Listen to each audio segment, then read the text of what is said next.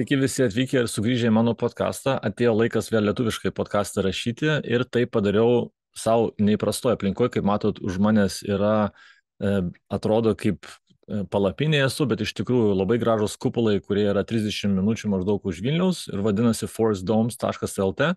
Visiems rekomenduoju čia atvažiuoti, netgi vienam, kaip aš atvažiavau, tiesiog workationą pasidaryti, padirbėti, atiltolti nuo miesto, gamtoj pasibūti, kubilę įsimaudyti, oro lygą pažiūrėti ir tiesiog su savim biški pasibūti.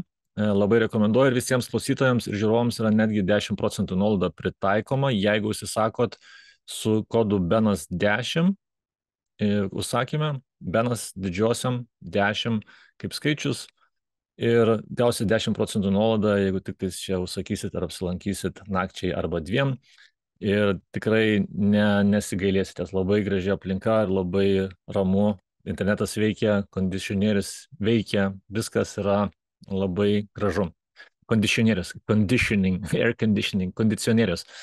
Tai va, dar ką norėjau pasakyti, proballs.com irgi yra mano sponsorius ir proballs.com mes su Pauliu Jankūnu biškai analizavom jo praeitį, aš jam 2 mislės uždaviau, pamatysit, kurios jos buvo.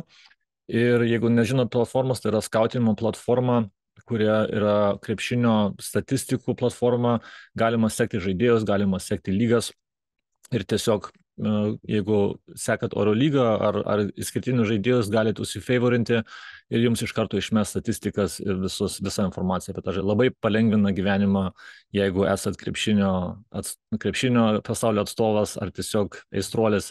Tai labai palengvina sekti žaidėjus ir lygas. Tai proballs.com.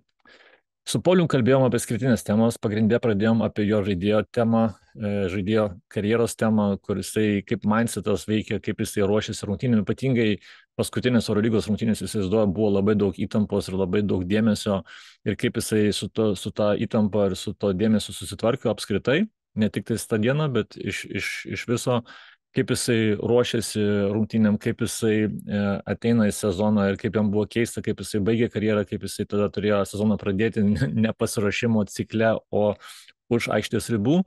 Apie visokius challenges kalbėjom ir kaip jisai, pavyzdžiui, ruošiasi varžovams, ką jisai reikalauja iš asistentų, iš skautų, kokią informaciją jisai nori turėti. Tada kalbėjom apie jo dabartinės pareigas, į ką jisai atkreipė dėmesį žiūrint treniruotės, stebint žaidėjus, stebint komandos būklę, komunikuojant su treneriu, kokius klausimus jie bando išspręsti, į ką jie gilinasi. Tai labai daug temų, kaip žinot, mano podcastai yra tiesiog niuansai ir detalės tarp eilučių, kurios šiaip statistikose irgi nėra matomos ir už ribų yra daug įdomiau negu juose labai dažnai. Ir kuo ilgiau eini, tuo daugiau miško matai, kaip aš dabar jį matau už šito kompiuterio. Tai va, ačiū, kad jūs čia esat. Jeigu jums patiks šitas podcastas, pašėrinkit su draugais, su kitais profesionalais, arba tiesiog pakomentuokit, palaikinkit ir lauksiu jūsų sugrįžtant kitose podcastuose, kurie turbūt bus dauguma angliškai, bet labai rekomenduoju kitus irgi. Ačiū jums, kad čia esat ir iki greito. Iki. Pauliau, sveikas, gyvas, sveikas atvykęs į mano pasaulį. Labas, Benai. Malonu sudalyvauti. Retai, kad lietuviškai darau, bet kaip jau darau, tada jau darau lietuviškai podcastus, tai manau bus daug ką aptarti ir tavo mintis bus labai įdomus pasiklausyti. Tik man su lietuvių kalba turėsi padėti biškį. Ne, viskas tau gerai, taigi dalyvauji kituose podcastuose ir puikiai šneki. Tai nemanau, kad čia turėsim problemų. Žinai, kaip man atsakyti yra vienas dalykas, bet kaip vesti ir kaip tada išvartyti klausimus, mintis, išsireikšti, tai kartais tada užstringi žodžiuose ir tada, jeigu užstrigsiu, tai tu mane tada biški pakoreguok. Gerai. Tai šiuo metu, kaip matai, pas mane yra neįprasta aplinka, kaip ir kupolas, kaip ir palapinė, bet tokia jau Forest Domes vadinasi, ir aš čia nusprendžiau atvažiuoti, tai workationą tokį pasidariau. Tai tame tarpe ir mūsų podcastą rašysiu dabar ir padirbėsiu, ir džakuzį nuėjau. Dar, žinai, 30 minučių maždaug už Vilniaus, tai aš taip pat važiavau, tai tokią istoriją apie džakuzį galiu papasakoti, nes čia main event yra džekuzė, ne, kaip ir Yeah, gamta, aišku, tu ateini čia į tą palapinę apsigyvendinį, maistas paruošta, tukis pačiam reikia įsikepti. Tai aš tą malkų primečiau dar į tą džekuzį, nes jinai jau buvo užkurianta. Aš dar primečiau, pasirašiau kompą, krepšinį žiūrėsiu ir tada nufilmavau, aišku, viskas labai gražiai atrodo, paskui pastebėjau, kad biškai per daug tų malkų primėčiau ir tai užsikūrė, tai taip vakar nepasėdėjau džekuzį, bet šiandien ryte biškai atsvieso per naktį ir tada galėjau yeah, pasėdėti. yeah, Bet šiaip yeah. Tai labai... tu Mhm. kubilą turi omeny tikriausiai, ne? Jo, kubilas, jo, nu, kaip ir, Jo, nes yra ne džekuzį mygtukas. mes turbūt įsivaizduojam truputėlį kitaip. Tai jeigu su malkom, tai labiau apie kubilą tikriausiai eina šneka, kuris taip turi tą funkciją, paspaudė ir pasidaro džekuzį viename. Taip, kubilas. Man dar žodis, kurį labai retai naudojau. Dabar jau naudosi dažniau. Dabar naudosiu dažniau. Ir norėjau pabrėžti, kad visiems mano klausytojams ir šio podcasto žiūrėtojams ir klausytojams 10% nuolaida bus pritaikyta, tik tais įvesti reikės kodą BENAS10 didžiosiom ar didžiojom raidėm, kaip sakosi lietuviškai? Didžiosiom raidėm BENAS10 ir visi gaus 10% nuolaidą čia atvažiavę į Forest Domes. Taip kad labai, labai gera vieta, tikrai rekomenduoju. Easy, chill, relaxas. Tai va, tai važiuosim į mūsų podcastą, aš turėsiu dvi pagrindinės erdvės, kurias mes aptarsim, tai žaidėjo karjera ir dabartinės pareigas, kur užėmė. Ir, žinai, mano podcastas bus neįprastai, kiti klausimai, ten ne žurnalistiniai klausimai, bet biškai nersim giliau į niuansus, į sferas, kurios gal daugiau bus įdomios ekspertam ir specialiai tie, kurie domisi, kas užkuliusių vyksta. Okay.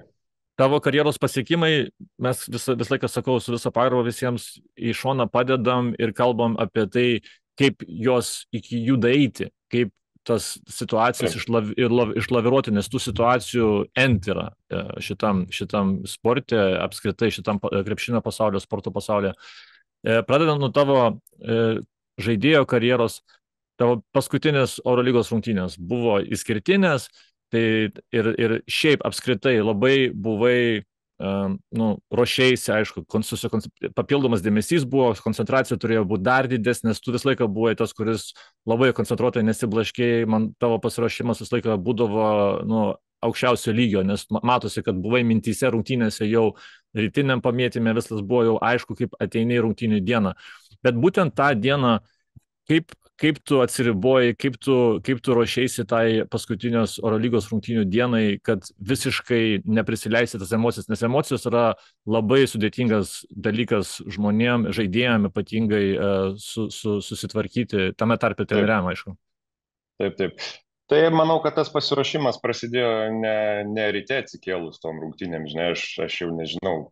tą visą sezoną galvojai apie tas paskutinės būtent Eurolygos ne sezono rungtynės, karjeros rungtynės, nes dar buvo Lietuvos lyga likusi sužaisti, bet apie tas rungtynės, tai iš anksto tiesiog galvojai, žinojai, kaip pasakyti, nesu aš galbūt nerodau daugiausia tų savo emocijų rungtynių metu ir šiaip gyvenime toks daugiau viskas viduje, bet natūralu, kad viduje viskas verda, jeigu galima taip išsireikšti, emocijų tikrai daugiau, nes tu supranti, kad, žinai, 17 metų, 18, kiek tenai žaidėjai Eurolygoje ir vat ateis tokia diena ir bus paskutinės tavo rungtynės Eurolygoje. Tai iš anksto to ruošiausi, kažkaip save vis ramini, kad ta prasme taip ta diena ypatinga, nes baigsis Eurolyga man kaip žaidėjui, bet ruošiau per tą prizmę, kad tai vis tiek yra Eurolygos diena, Eurolygos rungtynės ir kad tu turi atsiriboti kaip galima labiau nuo tų visų ten dalykų, kažkokių tai pasveikinimų, žinučių, nes taip gavau ir iš šeimos, ir iš draugų, ir iš nepažįstamų žmonių daug pasveikinimų, kad čia tavo paskutinės rungtynės ir taip toliau. Bet aš buvau iš anksto tam pasiruošęs ir tiesiog tikrai manau, kad man pavyko kaip galima labiau tą padaryti ir likti susikoncentravus iki rungtynės. Be abejo, buvo tą filmą filmavo, žinai, jie norėjo nufilmuoti tą paskutinį atvykimą Eurolygos rungtynės viską, tai gal čia toks buvo dalykas, kurio nenorėjau sukontroliuoti, nes reikėjo tam visam filmui apie mane, bet tuos visus kitus dalykus, tai aš galvoju, kad tikrai pakankamai gerai sukontroliavau. O žinai, yra tas momentas, kaip vis tiek, nu, ar šurpulys nueina, ar susigraudinimas, kyla tos emocijos, ne, kad rungtynių metu ypatingai, kaip žinai, nu, kaip tu susidoroji, ar tu kvepavimą kažkokį darydavai, ar tu esi kažkaip tai mintise ant tiek nu, jau tiek patirties turintis, kad tikrai galėjai visiškai atskirti vieną nuo kito, nes, nu, tas momentas, tą momentą pagauti, kaip ateina ta emocija, reikia Taip, taip, taip, taip. išskirti. Ne, tiesiog jau tiek metų pražaidus tos patirties tikrai daug yra ir visokios, ir nuo svarbiausių rungtynių iki netokių svarbių. Tai žinau, kad aš tų rungtynių nepradėsiu ir kad tai su nusuliuku vis tiek jau mano rolė komandai buvo kita ir žinau, kad kažkurio rungtynių metu mane įleis į aikštę ir ten kažkiek to laiko sužaisiu ir kad tai tikriausiai kaip ir natūralu gale rungtynių išleis dar, kad palakstyt, kad pajaust paskutinį kartą tos fanus areną. Mm. Tai va, nebuvo tokio kažkokio ten emocija, kad nuo pradžios startuosi ir čia reikia dabar, žinai, kaip pasakyti, duoti gerą toną ir reikia gerai sužaisti ar taip, bet ta prasme žinau, kada žaisiu, žinau, kad daug nežaisiu, ta prasme, bet po to, aišku, galėjo pratęsimas, visą kitą teko pažaisti ilgiau ir tas pats mano išleidimas vėlgi apipintas kuriozais visokiais, tai gal rungtynių metu toks ir pyktis viduje buvo sukilęs, nu, ta prasme, mes buvom paskutiniai be jokių šansų kažkur pakliūti ar kažkur iškristi, tai ten nebuvo didelio skirtumo, ar rungtynių rezultatų yra žaisiu ar nežaisiu, aišku, aš norėjau žaisti, kadangi tai paskutinės rungtynės norėjau žaisti, kuo ilgiau aikštelėje pabūti, sakau, dar pasimėgau tą nerealią atmosferą Žalgirio arenai, bet viskas galia po to visai gerai gausi. Visai gerai, jo, ne tik tais pažaisti, bet ir nulemti rungtynės dar teko. Nu, toks sakau, jau kai sėdėjau ir antroji pusė neleidžia, nu ir tikrai tas toks viduje pyktis ir galvoju, nu vis tiek turės išleisti, žinai, ta prasme, aš suprantu, kad gali išleisti 6 minutėm likus ar 4, bet gali ir 30 sekundžių išleisti likus, kad tik tai dėl to efekto, žinai. Yeah. Tai galvoju, išeisiu ir tą visą pyktį nustumsiu į šoną, darysiu viską, ką reikia komandai, aišku, žaisiu taip, kaip žaisdavau savo geriausiais laikais, ta prasme, imiesi iniciatyvos, stengiasi atsidurti tose situacijose, kur tu ten geriausiai jautiesi ir ta prasme negalvojau, kad čia reikia tik išeiti 2 kartus per aikštę, perbėgti, pamojuoti fanam, apsikabinti su žaidėjais, treneriais, šeima ir viskas. Vis tiek dar norėjau tą tokį, žinai, kaip pasakyti, tave modeliavau tą savo išėjimą, kaip pamiršk, kad tau dabar 38, galvoju, 30-29 ir taip žais. Jo, tai, žinai, pyktis yra geras žodis, nes to pykčio reikia turėti. Šiaip tai reikia gerai nukreipti. Ir aš manau, kad pavyzdžiui, Lietuvos krepšinį, aš tą pastebėjau, kiek aš prakeliavęs ir bendravęs, pamatęs, tai tas Lietuvos sportinis pyktis, krepšinio pyktis yra išskirtinis. Ir atrodo, kad kiekvienoje generacijoje yra tie žaidėjai, kurie prasimuša, jie turi tą pyktį viduje. Lietuvoje, ypatingai Lietuvoje, nes aš, visi žino, kad Vokietija augo ir ten tas pyktis gal pas mane šeimoje natūraliai buvo ir aš tą pyktį irgi turėdavau aikšteliai, kur aš mačiau, kad, daug kas, Vokietija tiesiog komfortabiliai gyveno visi. Žinai, nėra to, kad dėl kažko reikia kovoti, o man tas pyktis visą laiką, matau, Lietuvos krepšinį yra išskirtinis ir natūraliai duotas.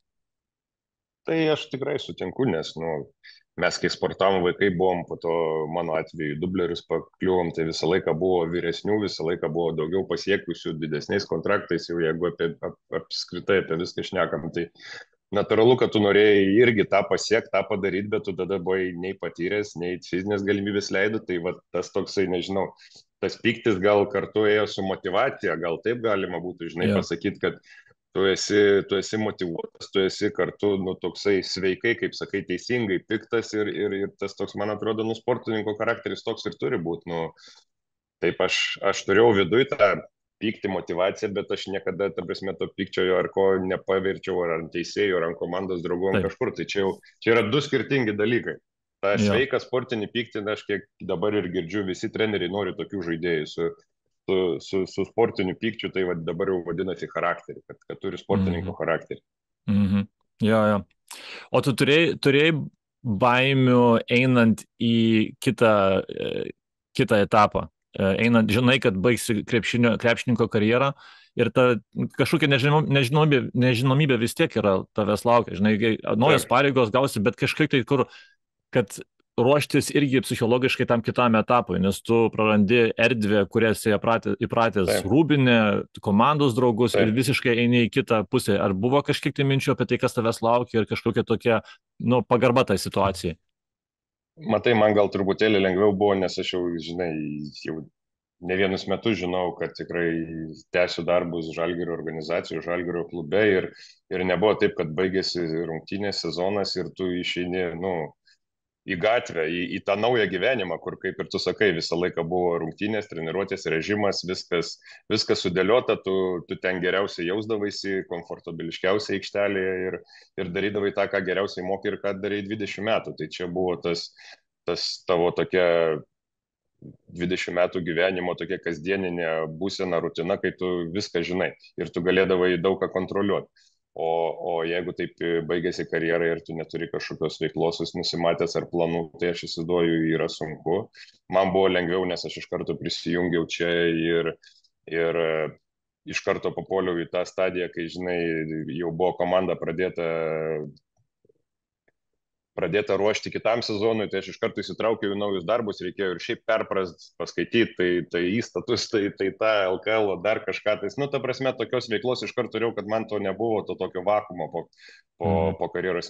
Ir, žinai, aš tik mėnesį su šeimyna palisėjau, va, grinai, be krepšinio, be nieko, išvažiavau į sodybą ir viskas, ir po to pradėjau darbus čia daryti. Tai man tas pasisekė, sakykime. Be abejo, kai prasidėjo presizinas, tas toks buvo nejaukus jausmas, žinai, jau turėtum eit sportuoti, vėl grįžti į tą režimą, o tu dabar ten po to 2 mėnesių vasaros tau niekur nereikia grįžti, jokio režimo, sakykime, taip, formos kažkokios palaikyti, kad po to per presiziną būtų lengviau, tai tas buvo keista. Ir dar vienas keistas dalykas, tai kai Eurolyga prasidėjo, kai, žinai, išeini namie Žalgirio areną, soldautas ir tos emocijos geriausios ir tu sėdi šalia, tai man tas pirmas sezonas po karjeros, taip sėdi, net nežinodavai kaip elgtis, žinai, daugiau žiūri į fanus, daugiau žiūri, nes pamačiau daug naujų dalykų, kai tu esi žaidėjas ir tu lakstai aikštelė, tai tu girdi tą tokią visumą palaikymą, nu, Mhm. to tokia duoda tau energiją ir tu nematai kiekvieno žmogaus atskirai, o sėdėdamas prie soliuko ir tu galėdavai pažiūrėti tribūną, kaip reaguoja žmonės, kaip vaikai reaguoja. Man kas nauja buvo, tai tos vaikų reakcijos, nes jie natūraliai dažniausiai reaguoja. Tai tikrai yra smagu ir daug naujų dalykų. O po to praėjo tas kažkiek laiko, jau, kaip sakant, apsipratai su ta nauja savo pozicija ir vėl galima pilnai susikoncentruoti rungtynėm krepšiniui.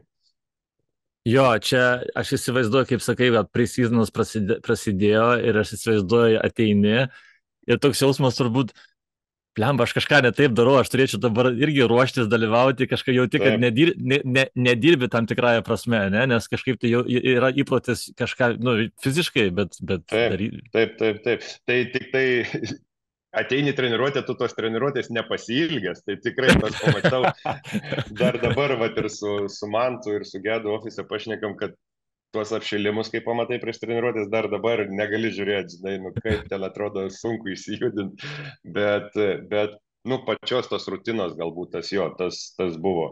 Dabar jau metai praėjo, jau dabar to nėra, kad jau natūralu, kad susiformavo kita rutina, žinai, ir visa Mhm. kita, bet sakau, pirmas tas precizinas, tai jo toksai buvo įdomesnis. Mhm. Em, Kalbant apie tą įsijudinimą ir tą mankštą, man mintis kilo ir aš buvau surašęs šitą temą irgi, kaip tu turėjai tikrai daug stiprybių kaip žaidėjas, bet, nu, būkim biedni, bet teisingai, kad atletizmas nebuvo vienas iš tų, ne? Kaip jeigu taip dabar atvirai kalbant. Taip, Kaip, taip. kaip tu ruošėsi rungtynės, kas tau buvo svarbu žinoti, einant į aikštelę apie varžovą arba tiesioginį varžovą arba komandą, kad tau palengvinti tą žaidimą iš puolimo ir iš gynybonės pusės, nes tą taip. išnaudoti, nes tu viską tikrai darei su galva ir žinojai, kur išnaudoti tas silpnas vietas. Tai man įdomu buvo, kaip tu, ir manau žiūrovams irgi, kaip tu ruošėsi einant į rungtynės kiekvienam specifiniam varžovui. Tai visų pirma, grįžtant prie to, kad nebuvau pats atletiškiausias žaidėjas, tai aš kažkaip visą karjerą buvau susikoncentravęs tą fizinį pasiruošimą. Ir štangos daug darydavau, ir su fizinio rengimais, aišku, galbūt ant manęs to nesimatė, bet ta prasme, aš turėdavau gerai fiziškai jaustis, kad aš galėčiau gerai sužaisti, nes Mhm. pas mane labai ten daug kažkokių skilsų, talento tame nebuvo, nu vis tiek daugiau, žinai, tenkdavausi per šitą prizmę, kai dabar žiūriu, kiek su dublerių komandos jaunimo programos žaidėjais, ar tai tie patys mūsų pagrindinės komandos žaidėjai, kiek daug laiko skiria metimam, driplingam, kažkokiem judesiam. Aišku, dar kiti laikai buvo, kai aš žaidžiau, žinai, tai galbūt reikėjo ir dar kažkiek laiko skirti ir tai krepšinio dalį. Man kažkaip tas fizinio pasirengimas, jeigu aš gerai jausdavausi, žinai, kūnas rungtynių dieną, kaip pasakyti, pilnas energijos, raumenis paruošti ir tonusas geras, man tada būdavo daug lengviau žaisti ir aš galvoju, kad tada man lengviau buvo ir ten ir mesti, ir apsiginti, ir visa kita. Tai ne dėl to, kad ten ar buvo skilsai, ir nebuvo. O kas liečia ruošimosi rungtynėm, nu tai tu tiesiog žinai, dauguma žaidėjų buvo greitesnių, šoklesnių, atletiškesnių, tai tu turėdavai, nu, žinoti tą žaidėją. Aš čia įimu dabar grinai savo poziciją. Nu, tai Printezis, Šengelija, Meli, visi tu turi žinoti, ką jie daro, kokie yra jų judesiai. Ir tiesiog, tu žinai, ant šito low posto ant dešino Šengelija arba spin move greitą į galinę daro, o jeigu to dar be driplingo, dar prieš pradedant driplingą, o jeigu su driplingu, tai jau tada tave bando nusibauba, žinai, kaip sakant, nusistumti kuo giliau po krepšių ir tada užsibaigti savo dešinę ranką. Tai va čia gal toks vienas iš pavyzdžių, bet kad tu turėdavai pasiruošti būtent prieš tą žaidėją ir kad tu žinotum, ką jisai daro ir iš visų situacijų, ką jisai daro. Nes vis tiek, kai tiek metų vieni prieš kitus žaidžiam, nu, tai tu gali nuspėti jau vienas kitą, jau ten visi buvom virš 30 metų, jau ten kažkokių naujų judesių ten labai stipriai nepradėsi daryti, žinai. Tai kuris daugiau mesdavo, tai natūralu, kad turėdavai būti arčiau, tada man jau sunkiau, nes jau gali ir apeiti, žinai, ir visa kita. Bet, nu, ar pafeikindavai, kad tai, nu, ta prasme, va tokie būdavo visas pasiruošimas tam, kad nuspėt to priešininko veiksmus. Jo, vat aš kažkiek tai aš lenkiu, nes aš prisimenu, kaip mes kalbėdavom prieš rungtynės visą laiką, tavo pagrindinis klausimas, kaip visą laiką klausdavai, į kurią pusę veržėsi, ant closeouto. Tai kaip buvo, Jo, kad tas vienas iš dalykų buvo, kur aš tikrai pridūriau prie to, kad vieną žingsnį būti priešais varžovą, one step ahead, ne, kaip tai taip, tiesiog taip.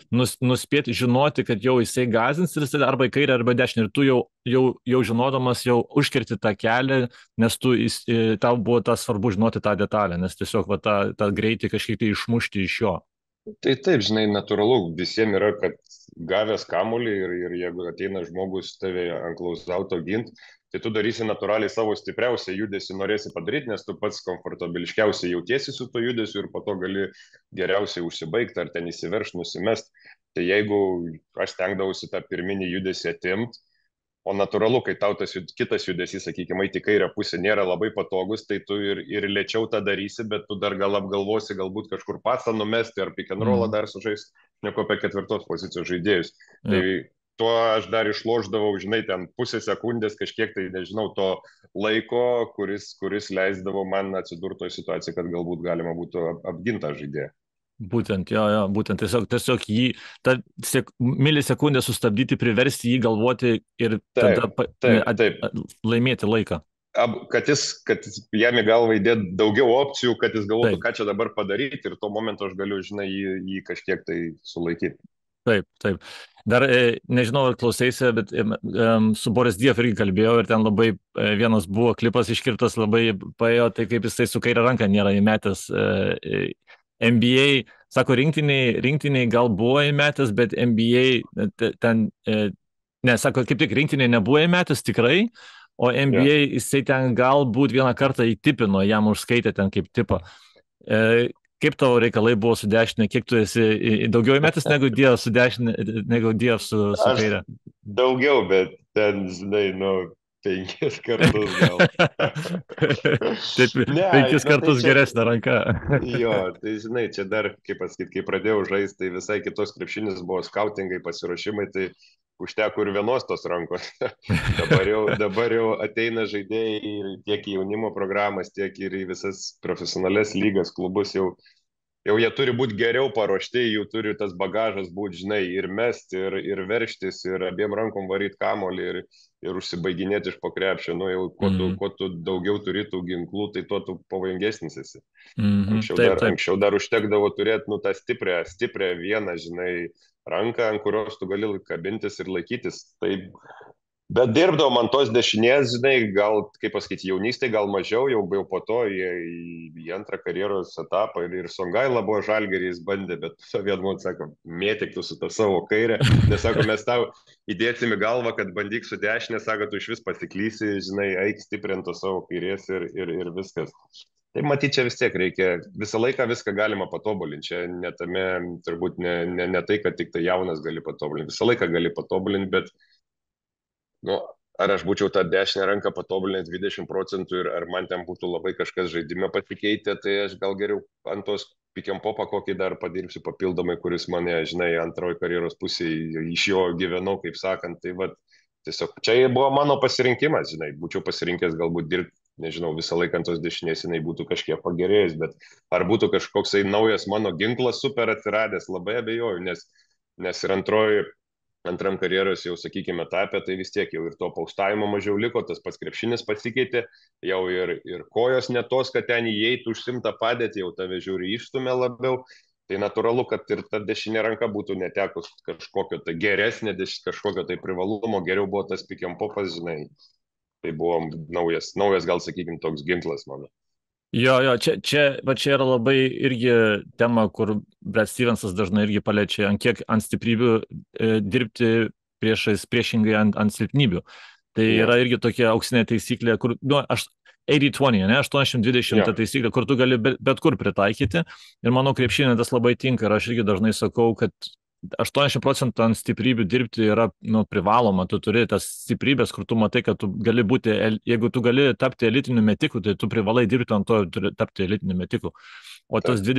20% tu dasimesi, tau kažkiek tai padės, bet tu jeigu tą laiką investuosi ant tų silpnybių, tai jos gal tada pasivys, bet tavo kita ta stipriausia pusė, potencialiai tavo duona, jinai tada taip. kažkiek tai kenties. Ir reikia tą balansą atpažinti ir Tai manau, mhm. su metikais labai paprastas pavyzdys, kaip tu sakai, jeigu tu turi galimybę ir dirbi ant to ir tampi elitiniu metiku, nu tai ant tavęs jau visi darys klausautus labai didelius ir tave forsuos veršti, žinai.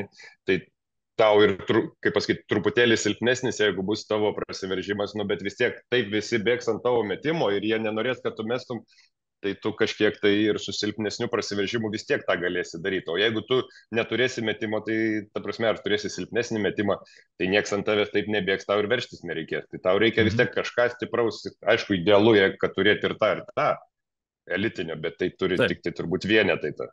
taip, čia jau kalbam apie aukščiausią lygį tada jau. Tai Taip, kaip, taip, taip. pakalbam biški apie kapitono pareigas. Kaip kapitonas, kaip tu aprašytum definitioną, kokį padarytum kapitoną, kas tau yra kapitonas? Tai tiesiog žmogus komandoje, taip pasakyčiau, lyderis, žinai, ne taškai, ne tas, bet taip iš viso tos visos rūbinės, pavadinkim, žaidėjų, tai yra, tu rodai pavyzdį kiekvieną dieną. Ne tik aikštelėje, bet ir šalia aikštelės, rungtynių metu, kelionių metu visą laiką, nu, ta prasme, padedi integruotis naujiem žaidėjim, ypač jauniem, jeigu ateina sakykime, iš dublerių mūsų ar iš kitur atvažiuoja jaunas. Nu, ta prasme, tu turi plačiai labai žiūrėti, ne tik tai savo netgi kartais tos rezultatus aikštelėje asmeninius turi nustumti į antrą planą, nes turi rūpintis, nežinau, visą laiką būtų ten kažkoks jaunas išeina, tai tu susikuri tą situaciją, tu gali ir pats puikiai užsibaigti, bet, nu, aš jau ten kažkiek tų taškelių prisirinkęs, o čia išleistas jaunas ar naujokas atvažiavęs, tu kažkaip nori, kad ta komanda funkcionuotų kaip komanda, o ne, žinai, 10 ar 12 skirtingų žaidėjų, tai tu stengiasi kažkur, matai, kad jis laisvesnis, jam paduota kamolį, nu, turi galvoti plačiai ir turi galvoti apie visą komandą, jau apie save. Nežinau, jeigu tu būsi susikoncentravęs tik į save, tai ar tu būsi geras kapitonas ir geras lyderis. Nežinau, taip, gal vienose rungtynėse, kai komandai nesiseka, tada jau turi imtis ant savęs, jeigu turi tam galimybių ir rinktos taškus, ar ten gintis, energiją rodyti, bet visumoje tai tu turi rūpintis visais. Jo, čia yra tokia, man labai visą laiką buvo įdomi tema, nes Lietuvoje, manau, išskirtinis irgi yra tas, nu, ne tik tais Lietuvoje, turbūt ir kitose krepšinio šalyse yra, bet ta kapitono rolė, ypatingai rinktiniai, jinai yra labai, labai jau tokia labai e, stiprių turėjo, matydavau tą ryšį su vyr treneriu visą laiką, Taip, pasitarimas, visą laiką ta atsakomybės jausmas buvo aukščiausio lygio, nes į kiekvieną detalę buvo atkreipiama. Tiek iš trenerio pusės kapitonui, tiek iš kapitono pusės komandai, tiek tarp žaidėjų tarpusavį ir visą laiką ten būdavo nu, aptariama, jeigu jau ta situacija pribręsto kažkokia, kur galima, reikėjo sprendimą priimti, tai jau buvo vienas susitikimas su vyr treneriu, kur tada reikėjo sprendimą priimti. taip. Kokie tie pokalbiai būdavo su vyr treneriu dažniausiai? Apie kokias tematikas buvo labai svarbu su vyr treneriu apsitarti, kaip tu matėjai, arba treneris tave pasikviesdavo pokalbį, kokie buvo klausimai, ar jeigu tu norėjai su treneriu pasikalbėti dėl kažko, kokios buvo tos tematikos? Taip, taip, taip. Tai visų pirma, kaip komanda, žinai, kaip žaidėjai jaučiasi, ta prasme, ne tai, kad ten kažkuris nežaidžia ir kaip dabar jis jaučiasi, bet kaip bendra situacija, kaip, žinai, kaip sakom, koks fonas komandai, ar komanda tiki, kad dar, pavyzdžiui, jeigu sudėtinga kažkokia situacija, tai ar žaidėjai jau tokie užsidarė ir kas savo, žinai, ar tiesiog tiki procesu visi vieningai yra ir žinai, ten tiek kapitono, tiek aš visą laiką turėdavau, tiek ir Robertas Žalgirį buvo, jau tada, aišku, rinktinis buvo kapitonas, čia jis buvo ne kapitonas, bet visą laiką jisai, Kalnietis, Milaknis po to, tai žinai, man tai buvo lengviau tą visą kolektyvą valdyti, bet treneriam būdavo įdomu, kaip žaidėjai, kaip komanda, ar jie jau subirėję, žinai, po vieną, ar jie toliau tiki procesu ir galvoja, kad ištrauks ir čia, žinai, vienos kitos rungtynės ir tos visos, nu, kaip problemos apsispręs ir galėsim pasiekti tą pergalę. Tai va tas toksai daugiau gal. Aišku, jeigu ten kažkuris žaidėjas turi kažkokių tai problemų, kas liečia nekrepšinį ar kažką, nu, tai ir matai, kad jam aikštelėje treniruotėse sunkiau yra, kad jisai yra kažkur išėjęs, o treneris to nežino, tai natūralu, kad jis duoda velnių ir supranti, tai tada tu jam turi pasakyti, kad žiūrėk, ten truputėlį yra šiam momentui bėdų ir jam sunku tą koncentraciją tokia išlaikyti.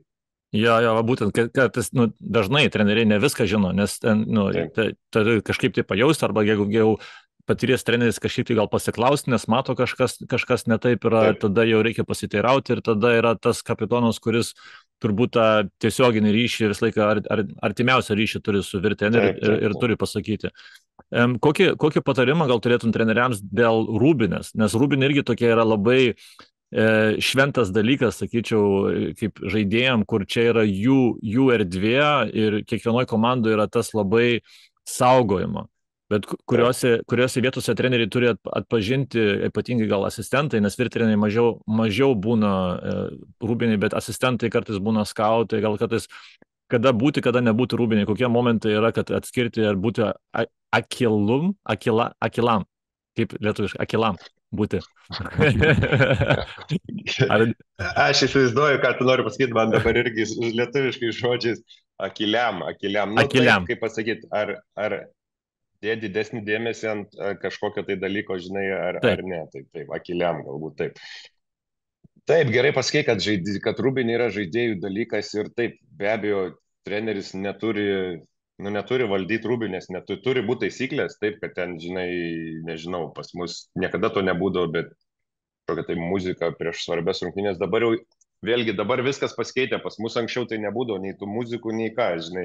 Jeigu jau rungtynių diena, tai susikaupi ir kitokie. Dabar vėl viskas, tai čia negali pasakyti dėl tos muzikos, kad dabar galima, anksčiau negalima ir tai buvo geriau ar blogiau, bet aš manau, kad protingi treneriai jie supranta, kad rūbinė yra žaidėjų, kad tu ten labai kažko įtakoti negali ir turi bendrauti, tada jeigu tau kažkas netinka, tai pasikvieti kapitoną ir tiesiog bendrauji, diskutuoji ir pabandai išsiaiškinti, kodėl būtent jie galvoja, kad taip elgtis yra gerai, ir pasakai savo tokius pastebėjimus, kad galbūt reiktų ir tą ir aną, bet jeigu tu ateini į susirinkimą ir pasakai, čia jūs dabar, nežinau, gyvenot taip, o dabar gyvensit visiškai kitaip rūbiniai, ne tik aikšteliai, ta prasme, ir per rungtynės vykdysit mano planą, bet ir čia rūbiniai, tu ten sėsi ten, nu tai tada jau praras treneris pasitikėjimą tų žaidėjų ir praras rūbinio. Tas yra labai negerai, nes manau, kad kiekvienas treneris nori turėti rūbinę stiprią ir nori turėti tos žaidėjus, kurie juo tiki ir, žinai, eina paskui jį. Jo, čia kov, ta kova trenerio priešais visus standartus, kur ta komanda jau gal turėjo prieš jam atvykstant. Taip, Ir čia dažnai būna irgi, kur kai kurie treneriai neatpažįsta tos situacijos, kad čia dabar reikia, man reikia prisitaikyti. Žinai, kur tu taip, tada kovoji su vėjais, nes tau realiai be šansų, tu bandai pakeisti ne tik tais kultūrą rūbins, bet tu bandai takoti tos jau atvažiavęs kaip užsienietis, tarkim, į naują šalį, tu tada, jeigu net pažįsti, kad čia yra kultūrinis dalykas, tada jau bus problemos. Tai čia irgi, kaip sakai, dar daug kas keičiasi iš generacijos į generaciją, tada tas atpažinimas ir tada laviravimas tampa labai svarbu, kur tu kažkiek tai taip, atiduodi savo principų, tarkim, nurašai taip. ant to, kad komanda funkcionuotų ir kad jinai būtų gyva ir tu galėtum ramiai gyventi, bet tu kitoje vietoje tada gal jos tada, nu, ten jau savo principais laikaisi ant aikštelės, tarkim, ne, jau turi būti taip. stiprus principai. Bet jau dabar tas atėjo, kad jau dabartiniai treneriai jie supranta, kad ta rūbinė yra žaidėjų ir kad negalima ten, nežinau, kelionėse su kuo gyvena. Aišku, dabar mes po vieną gyvenam. Eurolygos išvykose žaidėjai po vieną gyvena, bet anksčiau būdavo, nu man niekada nesuprasdavo to dalyko, pas kelis trenerius iš tikrųjų teko žaisti, kurie atvažiuoja į komandą ir suskirsto, kad kiekvieną kelionę tu gyveni su kitu žaidėju. Ta prasme, Mhm. ir jie sako, kad čia jums daugiau susibendrauti ir geriau vienas kitą pažinti. Mes praleidžiam po 20 valandų vos ne per dieną kelionės, iš vis 24 valandas, tai mums to bendravimo yra žinai, jau va tiek ir mūsų tas rotacija kiekvienos kelionės, mano galva, jinai nieko neduoda, nes mes ir prisiziną turim ir po to, žinai, 10 mėnesių sezono ir tikrai to bendravimo žaidėjim užtenka.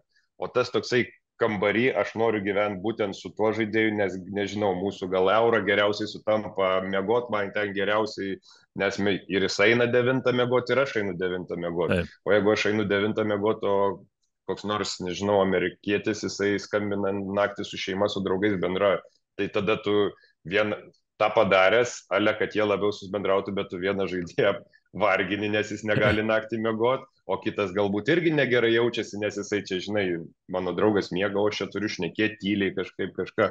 Tai aš šito dalyko tai niekada nesuprasdavau ir manau, kad to bendravimo ir taip užtenka pilnai sezono metu žaidėjom. Jo, čia daugiau gali išerzinti žaidėjus, negu kažkokį stimulą pakelti. Bet tai taip ir būdavo, mes ten po to pradėdom atsikeitinėti, nu, ta prasme, įdedi tokią situaciją, kur žaidėjai turi, nežinau, arba kentėti, arba bandyti atsikeitinėti, arba pats kambarį nueit pasimti, nes, nu, kam to papildomo dirgiklio, kai tau kaip tik reikia sulipdyti komandą. Taip, būtent. Dar vienas dalykas, man vis laiką, kaip ir žinai, komunikacija labai prie širdies ir tas kartais gali ir komunikuoti nekalbėdamas, nekomunikavimas, nes tu niekada negali nekomunikuoti. Tai pavyzdžiui, kaip kapitonas, kokiais momentais atsirinkdavai, kada kalbėti, kada nekalbėti, yra labai svarbu, kartais nutilėti irgi yra svarbu ir nepastoviai tą balsą girdėti yra irgi kažkaip tai svarbu. Taip. Aš nebuvau tas kapitonas, kur ten prieš kiekvienas rungtynės įkvėpėčias kalbas sakytų ar kažką, daugiausiai savo pavyzdžių kažkaip stengdavausi rodyti tą lyderystę veiksmais kažkokiais aikšteliai, treniruotėse. Jeigu matydavai, kad kažkam reikia, tai asmeniškai su juo pasikalbėdavai, žiūrėk, kodėl čia dabar matau, kad tu kažkoks nesavas, kažkas tai yra, žinai, gal kitą kartą ir tas žaidėjas nenori prieš visą komandą, prieš 12 žaidėjų kažkokių tai dalykų atskleis, gal jam ten yra asmeniniai, tai tiesiog su juo asmeniškai pašnekė. Aišku, jau kai būdavo tos pralošimų serijos ir jau matai, kad kai kurie nesistengia, kai kuriem galbūt vienodai jau laukia sezono pabaigos, nu tai tada, žinai, ar reikėdavo ir kalbų, ir vakarienių, ir to, ir nu kažkaip bandydavai tą klijuoti, lipdyti ir sakau, mums Žalgirį būdavo gal truputėlį lengviau, vis tiek tas pagrindas žaidėjų buvo visą laiką lietuviai stiprus, kuriem tas buvo svarbu ir kiekvienas legionierius atvykęs, nu jis matyt, aš įsivaizduoju taip, kaip jis galvodavo, atvyksta į naują komandą. Ir jis mato, kad vietiniai žaidėjai, nu, vienas su kitu visų pirma gerai sutarė, kad jie prižiūri tą visą rūbinę ir mes visą laiką stengdomės įtraukti kaip galima labiau tos užsieniečius.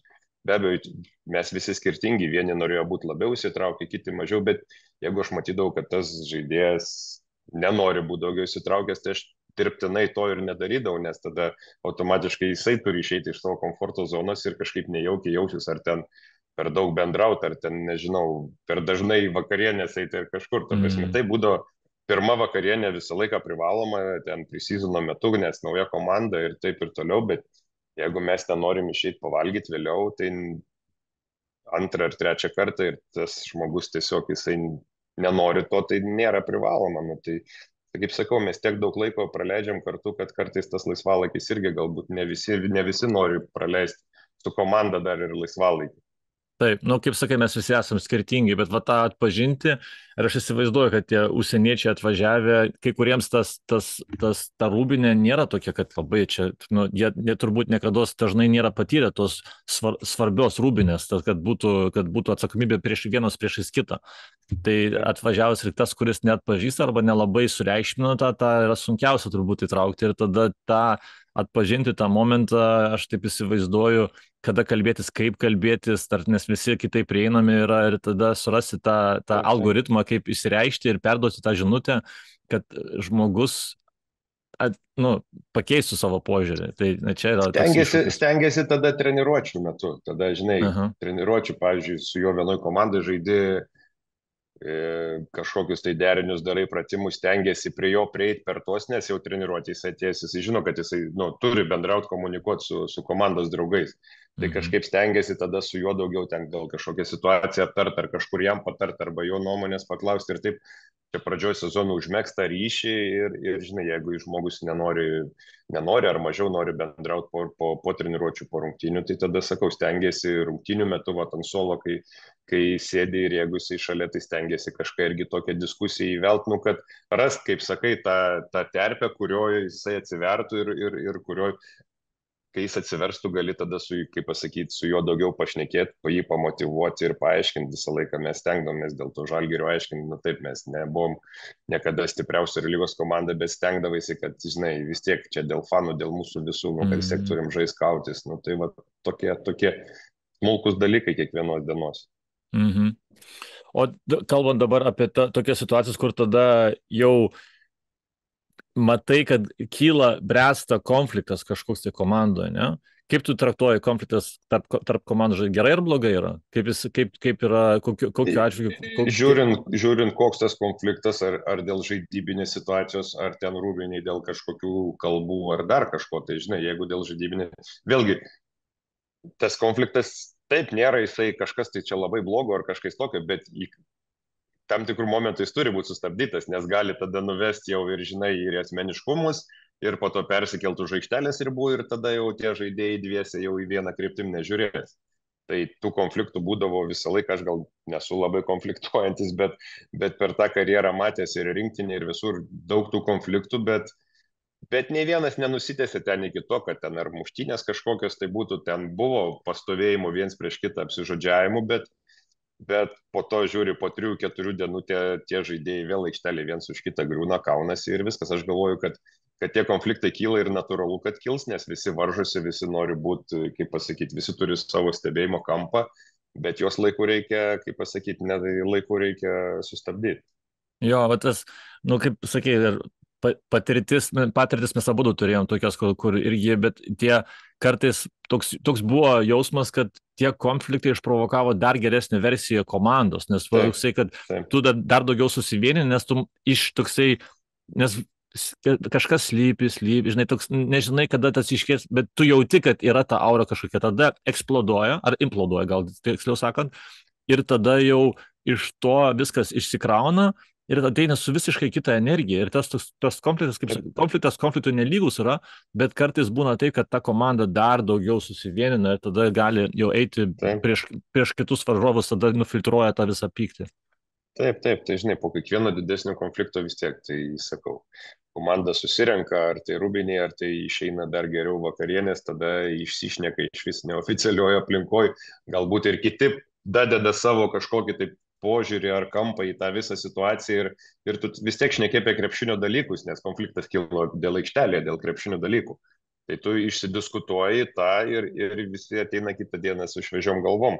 Jeigu neperauga į asmeniškumus, jeigu perauga į asmeniškumus, tai jau tada tęsis tas konfliktas daug daugiau, jau tada turbūt ir treneriai, ir vadovai turi įsikišti. Taip. Prieš neriant į kitą mūsų etapą, antrą pusę aš pastebėjau, anksčiau darydavau 4 kėlinius, bet su tavim darau old school dvi pusės, Du po 20. 20 taip maždaug, ja.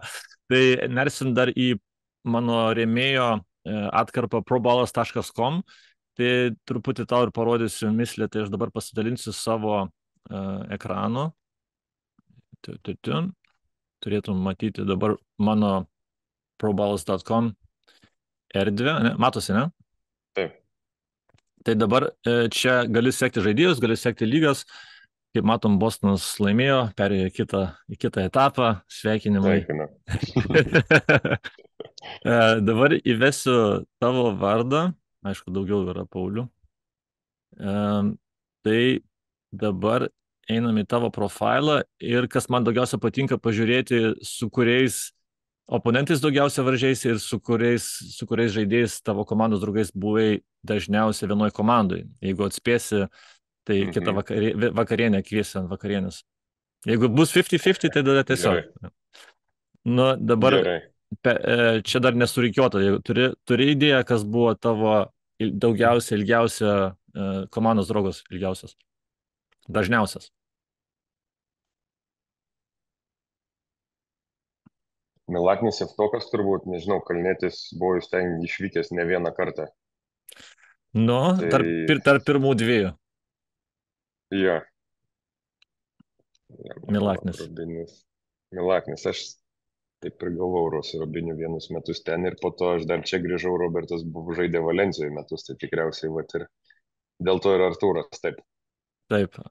Ir iš oponentų turėsi idėją, kas prieš ką daugiausia varžaisi. Čia grinai apie mano pozicijas ar šiaip apie žaidėją, prieš kurį daugiausia kartų teko žaisti? Tikriausiai šitas klausimas, taip? Jo, žaidėjas. Mhm.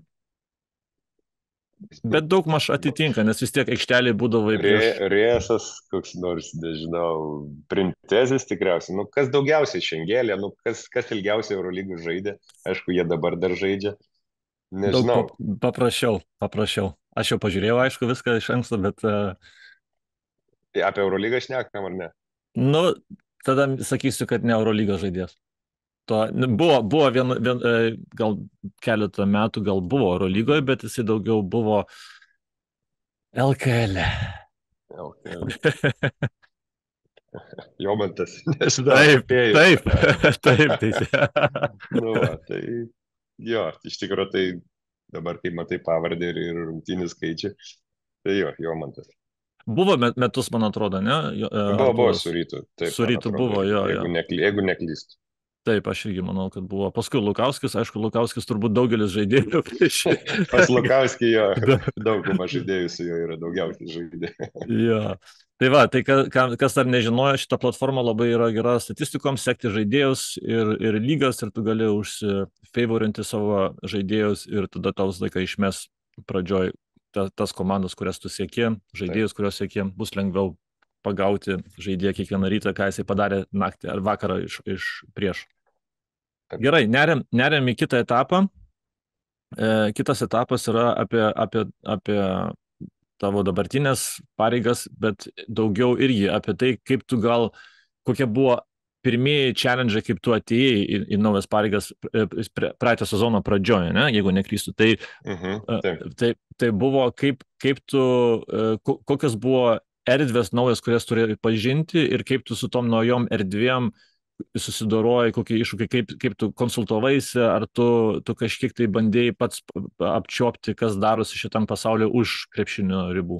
Taip. Tai visų pirma, galbūt, kad skirtumas tai tikrai daug didesnis negu įsivaizdavau, nes atrodė vis tiek metų krepšinėje, tą krepšinį supranti ir daug matęs, daug patyręs ir visą laiką su Pauliu Motiejūnu bendraudavom ir žinodavau, kaip čia tam klube įsivaizdavau, kad žinau daug maž, kaip čia tam klube viskas vyksta, bet kai atėjau į šitą stalo pusę, jeigu taip galima išsireikšti, tai nu, ta prasme, visiškai kitaip ir kiek daug naujų dalykų radau, tai, žinai, truputėlį vienu momentu buvo toks net wow, nes neįsivaizdavau, kad aišku, Žalgiris yra didelė organizacija, didelis klubas ir visa kita, tai Tai tas buvo sudėtinga, be abejo, buvo ir ta pati rutina visiškai pasikeitė, kaip ir sakiau, atvažiuoji į ofisą, ofise pabūni, padirbi, tada vaini treniruotę, vėl grįžti į ofisą, tai čia reikėjo priprasti, bet čia natūralu, kadangi aš gyvenau pagal kitą rutiną iki tol visą savo gyvenimą.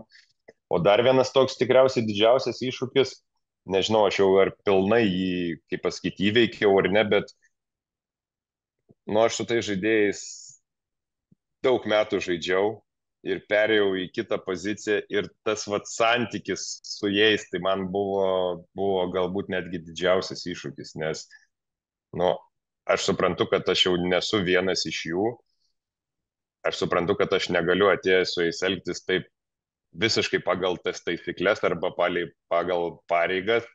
Tai va tas ir toksai laviravimas tai buvo ir sunkiausia pradžioje, žinai, kur reikėjo daugiausiai išmokti, nes tu kaip ir ateini, kaip ir su jais nori elgtis kaip su savo draugais, bet per daug negali, nes tu truputėlį jau kitose pareigose esi, bet ta prasme, aš tikrai žinau, kad aš negaliu atėjęs elgtis, aš dabar čia šitose pareigose ir žiūrėkit dabar taip, taip ir taip, tai būtų aš pats žinau, būtų žaidėjai iš karto atmetę, žinai, ir sakytų, nu jau dabar atsirado čia direktorius dar vienas komandai, žinai, tai tas labai toksai, ta plonytė linija, jo, tai va, nežinau, ar jau visiškai tai gyvenau, čia gal reiktų žaidėjų labai klausti, kaip čia man sekasi, bet vis tiek su tais, kur daug metų žaidęs, tai truputėlį kitoksai santykis yra negu su naujokais. Jo, aš įsivaizduoju, tas bendradarbiavimas su nauja rolė, iš naujos rolės pusės, su komandos draugu, su kuriuo tu buvai rūbiniai kovėsi ir tas, kur tada ta žmoniškumo, ta cinkelį neprarasti ir turėti tą balansą tarp žmoniškumo, profesionalumo ir kaip ir rolės pasikeitimo, atsižvelgti į tai, žinai, čia yra abipusė, čia ne tik iš to pusės, čia ir iš žaidėjų pusės turėti irgi tada turėti tą empatiją ar toleranciją tam, kad tu dabar irgi, nu, jie turi suprasti, ką tu išgyveni, ne? Iš abiejų pusių turi būti tas supratimas, kad yra čia dabar tiesiog nothing personal, bet yra kaip yra. Ir mes dabar gal kažkiek kitokį bendravimo būdą, kitokį kanalą įsijungia, frekvenciją kitokią naudojam. Taip. Aš manau, žaidėjim galbūt lengviau, nes jie bendrauja ir, ta prasme, gal jie ir pripratę, kad iki manęs toj pozicijai buvo kiti žmonės ir ateidavo ir, žinai, elgdavosi kitaip ir sakydavo taip ir taip, bet aš kartais atėjęs tų pačių dalykų negaliu pasakyti, nes aš, žinai, su jais esu žaidęs, aš turiu kitaip pasakyti, galbūt ne tokiais šaltais žodžiais, kaip čia išsireikšti, žinai. Kad netrodyt, kad, žinai, kaip aš visą laiką mes irgi šnekėdam ten ar apie klubą, ar apie lygą, tai vis tiek iš žaidėjų perspektyvos tai tu kitaip truputėlį šneki. O dabar aš perėjau į klubo pusę ir visiškai ką šnekėjau, jeigu pamiršiu ir šnekėsiu grinai sausai iš klubo pusės, tai vėlgi gausis toks, sakys, aha, iš čia pernai metais dar stumento klubo, o dabar jau sako, kad čia viskas, kas daroma, yra 100% tiesa. Nu, ta prasme, patį principą noriu paaiškinti. Taip. Ja. Minėjai, kaip dienotvarkė susidėlioja, ofise padirbė, treniruotės, vėl ofisas, susitikimai, aš įsivaizduoju. Tai kalbant apie treniruotę, kaip tu eini treniruotę, į ką tu dabar atsižvelgi iš tavo perspektyvos, dviejų situacijų, būtent kaip tu eini treniruotę, aišku, labai priklauso nuo dabartinės būklės komandos ar nuo situacijos, į ką tu atkreipsi dėmesį daugiau. Bet tada, jeigu žiūri žaidėją, į ką tu stebi, kokius dalykus tu atsižvelgi ir jeigu komandos nori pagauti, ką komandą bandai iš jos ištraukti, kokią informaciją? Visų pirma, tai žiūri į žaidėjų koncentraciją, ar tai būtų treniruotė paprastą dieną ar rungtynių dieną. Manau, kad tas yra labai svarbu ir jeigu tu esi koncentruotas ir susifokusavęs dirbti 100%, tada daugelį dalykų lieka nuo šalinės, tiesiog tu esi per daug fokusė treniruotė į krepšinį ir ką treneris pasakys. Nu, tai tas, aš galvoju, yra svarbiausia. Aišku, kiti visi dalykai, kas ateina anksčiau padirbti, kas neteina, jeigu tas žaidėjas jau 2, 3, 4 rungtynės, nežinau, blogiau sekasi jam įmesti krepšį, ir jis eina dirba papildomai, kad tą problemą išspręs. Nu, tiesiog įdomi žaidėjų reakcija į atsitikusius dalykus, žinai. Tai va, ar vienas žaidėjas blogai sužaidė rungtynės ir jis kitą dieną atėjęs per treniruotę varo 120% ir, kaip pasakyti, ne dėl to, kad čia treneris to nori ir aš to noriu, bet čia labiau yra dėl savęs, kad tu nori, kaip pasakyti, ne tai, kad kaltę kokią, ne, bet tu nori vėl patobulėti ir vėl nori žaisti, kaip pajaust tą žaidimo ritmą iš naujo ir vėl žaisti pagal tas galimybės, kaip tu gali žaisti. Ar žaidėjų yra vienodai ir jis kitą dieną atėjęs, žinai, 50% toliau, nes ai viena bloga diena nieko tokio. Ne, tu tai iš tos kažkokios tai nesėkmės turi kažką pasimti. Jo, čia yra irgi toks slidus, kartais žaidėjai tada irgi save drožia, paskui kartais yra geriau irgi žinoti momentą, kada atitolti nuo to, nes tada tu kažkiek tai tą atstumą pagauni, nes tu tada irgi matai, kad tas žaidėjas save jau perkrauna mintise, overthinkina, tai kai kuriems žaidėjams tada reikia gal mažiau eiti į salę arba po treniruotės iš vis atitolti ir nebūti toj salėje. Tai taip, tai jau čia, kaip pasakyti, visoje komandoje yra visokių žaidėjų. Vieni, taip, kaip sakiau, vieni eina ir dirba ir jie per tai išlipa iš tos susidariusios situacijos, kiti galbūt po kažkokios ir mažesnės nesėkmės per daug tiek jaudinasi, kad jie save įstumia į dar gilesnę duobę. Tai čia tiek visų klubo ir trenerių, ir pagrindinių, ir asistentų, ir netgi fizinio rengimo trenerių ir daktarų, nes žaidėjai visų pirma ateina pas juos prieš treniruotę ir jie su jais daugiausia bendrauja ir tą pirmieji gali pajausti jų tą nuotaiką ar kažkokį tai nusivylimą, ar savęs per daug kaltinimą, o be abejo, tai po to ir vadovai tą turi matyti. Gerai, o tada kaip stebi viską tai, paskui susitikimai yra su vyr treneriu ir kokia yra pagrindinė komunikacija su treneriu? Kaip tu matai, ar jisai tavęs klausia daugiau, ar tu jo kažką klausinėjai, kokią informaciją tu iš trenerių nori išgauti susitikimuose? Tiesiog po kažkokių tai blogesnių rungtynių ar vienam žaidėjui. Tiesiog, kad kodėl galbūt, kaip mes matom tą žaidėją, visų pirma, kai atvyksta naujas treneris, sakykime, kaip pirma šneka buvo apie visus žaidėjus, kaip jisai mato juos, kaip jis juos įsivaizduoja komandai.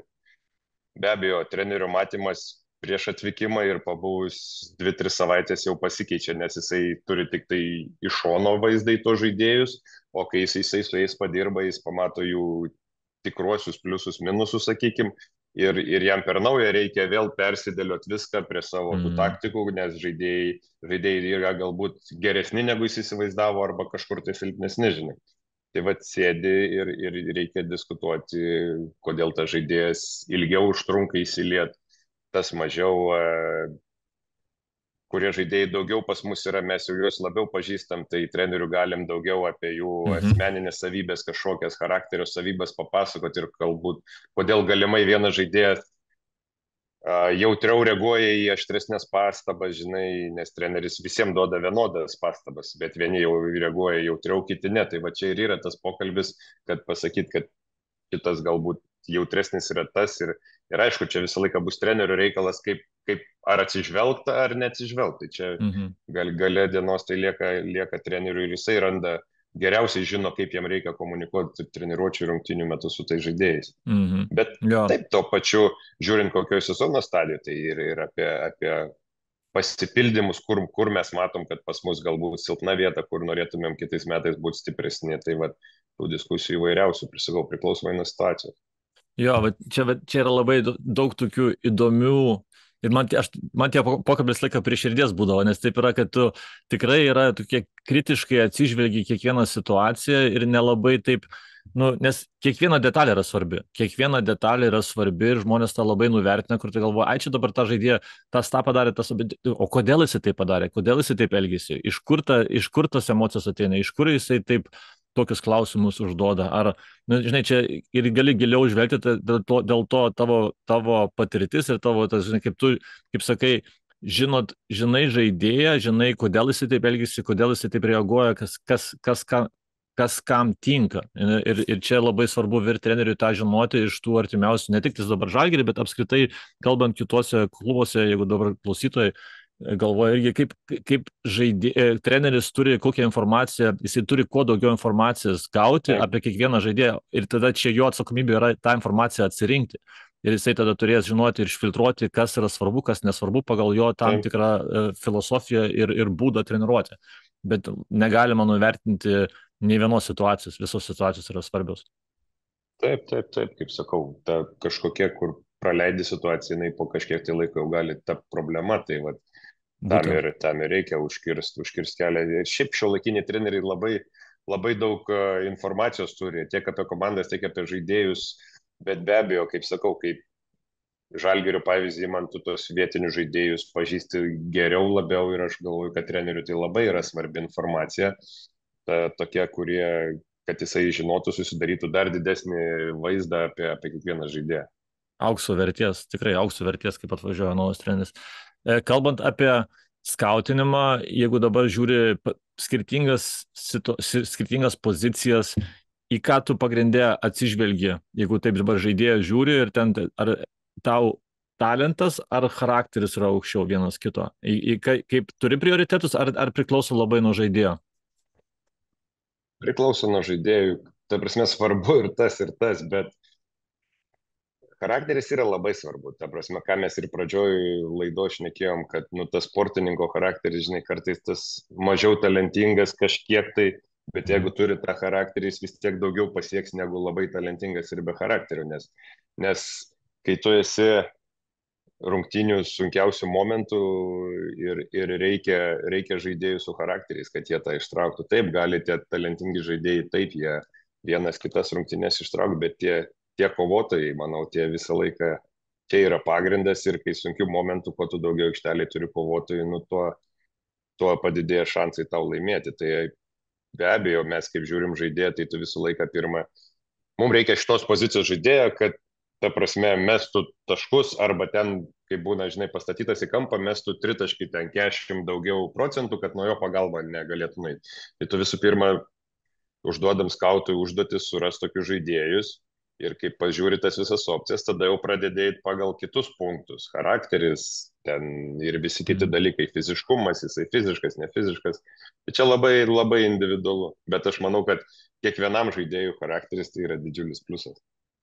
Jo, ir mes kalbam ne tik apie charakterį ant aikštelės, bet ir už aikštelės ribų, kad ir pritapimas, adaptacija, integracija būtų lengvesnė atvažiuojant į naują kultūrą visiškai. Tai čia jeigu kalbant apie užsieniečius. Taip, mes puikiai žinom ir kiekvienais metais matom tą, kad, žinai, Kaunas nėra pats daugiausiai saulės turintis miestas ir oras pas mus nėra kaip Atėnuose ar Barcelonai. Tai jeigu rugsėjo gale dingsta saulė ir balandžio vidurynai tik tai išlenda, tai matai, kad žaidėjai po kažkurio laiko be saulės jau jie, žinai, truputėlį kitaip elgesi ir matosi, kad jiem yra sunku, ypač užsieniečiam, kurie pirmą kartą. Tai mes ir, kaip pasakyti, tie charakteriai yra svarbu, kuo greičiau žaidėjas atvažiavęs integruosis į komandą ir į Rūbinę ir su kitais komandos žaidėjais susibendraus, sakykim, tai tuo greičiau jisai duos geresnį rezultatą. Jeigu jisai turės didesnių problemų čia atvažiavęs, nežinau, kultūrinių ar kažkokių tai kitokių, jam bus sunku ir nebent jis jau toks yra, kad, ta prasme, moka tą palikti ir išeina į aikštelę ir niekas jo neįtakoja, bet taip retai tikriausiai būna. Jo. Gerai, Pauliau, valandą jau aš išspaudžiau daug iš tavęs, tai dabar dar einam į overtime ir darysim mano ATOs, kur aš visą laiką savo po minutėlės nubraižau tau klausimus ir tu po minutėlės tada executini. Gerai. Gerai, keletą paruošiau, tai kas pirmas šausi galvą, kaip situacijos, bet čia irgi tokie klausimai, kur gali būti gal daugiau negu tik vienas sakinys. Okay. Sliding door moment, tai tas kas tavo karjeroje, kur tu žinai, kur galėjo karjerą visiškai kitą pusę nukrypti ir tu dabar atsižvelgiai tą situaciją, kur jeigu ne tas būtų įvykę, aš būčiau dabar visai kitur. Tai turbūt kažkoksai tai gal ankstesnis išvykimas į Žalgirį, jeigu būtų noras anksčiau išvažiuoti, pabandyti užsienį kažkur kažką, gal būtų viskas ir kitaip susiklostė, bet po to, kaip tiek metų jau likau ir 2003 pradėjau žaisti ir tik 2009 išvažiavau. Ir tai galima pasakyti ne savo noru. Man viskas tiko. Eurolyga, finansinės sąlygos, namai, kapitonas buvau.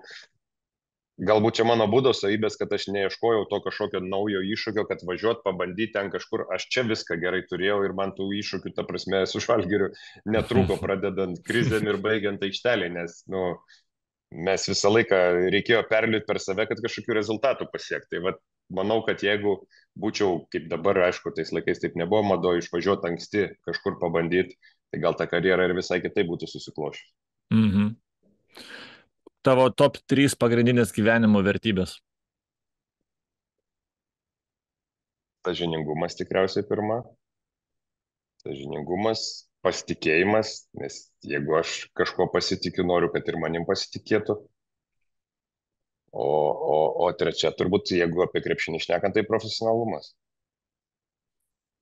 Vakarienė su bet kokiais 3 žmonėm, kurie ar gyvi, arba negyvi, išskyrus iš šeimos rato, nes čia visą laiką būna tos vakarienės su šeima išskirtinės, bet iš visos istorijos 3 žmonės ir tu. Čia būtinai apie krepšinį ar ne? Ne. Tai tikriausiai, kaip ir visi mano amžiaus su savo vaikystės dievaičiu Michaelu Jordanu, tikriausiai žinai. A, nežinau, aktorių kokį gal dar būtų į kompaniją smagu pasimti, Denzelis Vašingtonas, mano mėgstamiausias aktorius, nežinau kodėl. Ir taip, tikriausiai reiktų kažką, žinai, pagal dabartinę situaciją pasimti tokį žmogų dar iš krepšinio, kurio galėtum apie klubo valdymus, apie viską pasiklausinėti ir tą jo patirtį, nežinau. Tai gerai, sakykime, lietuvis, Karnišovas, su didžiulė patirtimi NBA. Taip. Galbūt paprastai nuskambės, bet tai tikrai žmogus. Taip. Tikrai nepaprastai, nes žmogus su labai didžiulė patirtim ir nu, žinom visi Artūrą Karnišovą, nereikia aprašyti. Taip. Tavo geriausias asmeninis pirkinys per pastarosius 12 mėnesių? Asmeninis pirkinys? Jo, kažką, kad tu pirkai, kas tau prie širdies ir nesusijęs su krepšiniu, kur dabar asmeniškai, kur tau labai atsižvelgia ir su šypsena, kur matau, labai ką ieškai. Žinau, kažkokių tai tokių didelių neturėjau. Kostiumas gal, nes dabar labai dažnai naudoju kostiumą, tai jis turi būti patogus, man tik sunkiai, kaip pasakyti, tekasi su sportu kariauti, žinai, prisivers sportuoti, tai va tas kostiumas, kuris galbūt kažką turi paslėpti. Jo. Nebuvo tokio kažkokio per pasinius metus, kažkokio tokio, kad sakyčiau, žinai, kaip... Sodybai nieko nepirkai? Ne, sodybai prieš porą metų žolės robotą, kur pjaut žolę pirkau, tai tas čia labai palengvino gyvenimą. Kažką apie tave asmeniškai, ką mes nerasim Wikipedijoje, internete, ką žmonės apie tave nežino, negalėtų žinoti netgi. Viską jie žino, bet per tiek metų turbūt viskas yra apšnekėta, nežinau. Nu, ta prasme, nežinau net apie kokią savybę. Kad, kaip sakant, galbūt ir ko su žmona labiausiai juokėmės, tai kad dukrytė 3 metukų palaužė mane ir aš negaliu nepasakyti ir jinai mane visiškai kontroliuoja, net žmona pyksta, sako, aš per 20 metų tavęs taip nepalaužiau, kaip jinai per 3 pirmosius savo gyvenimo metus. Čia faina. Kokį patarimą duotum savo, jeigu sugrįžtum į save prieš 20 metų ir matai save ir tu galėtum su juo pasikalbėti, būnant dabar su tavo dabartinė patartim, ką tu jam pasakytum? Labai stipriai, kaip ir sakiau, laikai pasikeitė, dabar žaidėjai važiuoja, nevažiuoja, vasarą rinktinė dirba su individualiais treneriais ir profesionaliau galbūt, sakykime, laisvą laiką žiūri, aš nešneku apie tai kažkokius tenai, žinai, išėjimus naktį ar kažką, bet į tą krepšinio dalykus. Susirenka, sportuoja individualiai, sportuoja tiek krepšinį, tiek prižiūri savo kūną, tai galbūt aš tą pasakyčiau, kad labiau skirtų dėmesį tiek savo kūnui, tiek ir krepšinio dalykam, kad dar profesionaliau žiūrėti, sakykime, į tą krepšinį, bet grinai per krepšinio prizmę. Tai vad krepšinį, o šiaip kaip žaidėjų, kad galbūt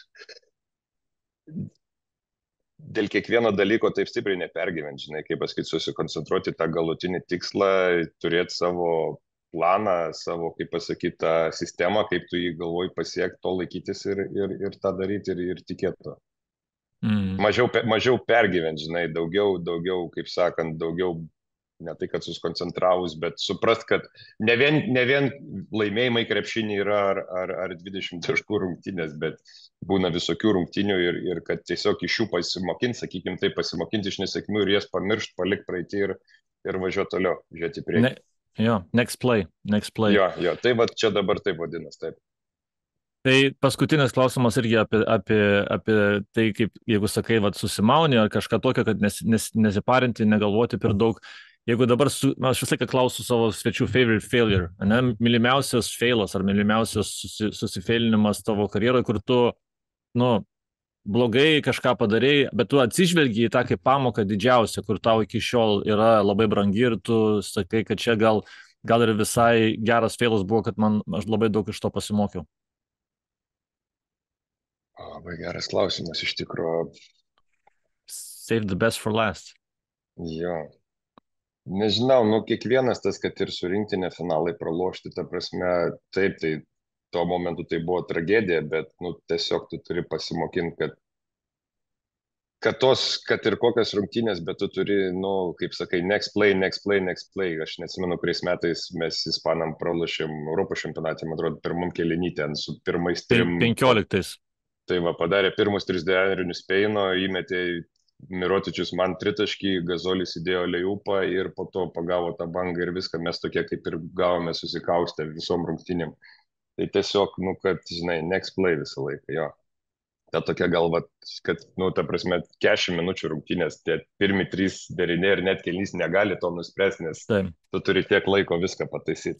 Jo, mes tuo momentu užsiparinom realiai ir labai tada jau taip įskylę dar daugiau lipam. Ir beje, čia ir man buvo irgi didžiausia turbūt pamoka skautinimo komandų atžvilgiu, atsižvelgti į tai, ką žaidė ne tik tais rungtynės ar 2 prieš, bet rinktinėse tu gali stebėti visą pasiruošimą, tu gali stebėti tą čempionatų metu ir tu turi atsižvelgti į tai, kas tavo komandai didžiausią žalą gali padaryti.